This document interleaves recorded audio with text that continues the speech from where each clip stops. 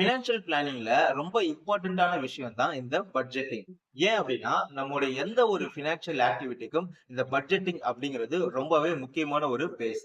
இப்போ பட்ஜெட்டிங் அப்படின்னா, சிம்பிளா ஒவ்வொரு நாளும் நம்ம என்னென்ன விஷயங்களுக்கு ஸ்பெண்ட் பண்றோம் அப்படிங்கிறத நாம நோட் பண்ணி வச்சுக்கிறது தான். சோ ஒரு மாசத்துக்கு ஃபேமிலிக்கு எவ்வளவு ஸ்பெண்ட் பண்ணியிருக்கோம், எவ்வளவு இஎம்ஐ பே பண்ணியிருக்கோம், மெடிக்கல் எக்ஸ்பென்சஸ் என்ன, என்டர்டெயின்மென்ட் எக்ஸ்பென்சஸ் என்ன அப்படிங்கிறத நாம நோட் பண்ண ஆரம்பிச்சிட்டோம் அப்படின்னாலே, நமக்கு நம்முடைய செலவுகள பத்தி ஒரு கிளாரிட்டி வந்துரும்.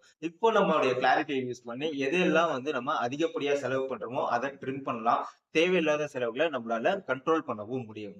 2வது திடீர் செலவுகள் வரும்போது, இயல்பா நம்மளால அத மேனேஜ் பண்ண முடியாது. சோ நம்ம கடன் வாங்குற சூழ்நிலைக்கு போயிடுவோம். அத எப்படி நம்ம பேலன்ஸ் பண்ணலாம் அப்படின்னா, பிரையாரிடைஸ் பண்றது மூலியமா. பிரையாரிடைஸ் அப்படின்னா, எந்தெந்த விஷயங்களுக்கு நம்ம ஹை பிரையாரிட்டி குடுக்கணும், எந்த விஷயங்களுக்கு நம்ம லோ பிரையாரிட்டி குடுக்கணும்ன்றத டிசைட் பண்ணிட்டு, எத இம்மீடியட்டா செய்யணும், எத நம்ம பொறுமையா செய்யணும் அப்படிங்கிற ஒரு கிளாரிட்டிய கிரியேட் பண்ணிக்கிறது தான். சோ இது மூலியமா நம்ம தேவையில்லாம கடன் வாங்குறதையும் ஈஸியா அவாய்ட் பண்ண முடியும். இந்த 2 விஷயத்தையும் நம்ம ப்ராப்பரா மெயின்டெயின் பண்ணோம் அப்படின்னாலே, நம்முடைய பட்ஜெட்டிங் ரொம்ப எஃபெக்டிவா இருக்கும். அண்ட் நம்முடைய பினான்சியல் பிளானிங்ல 50% நம்ம ஈஸியா சக்சஸ்ஃபுல்லா கொண்டு போகலாம்.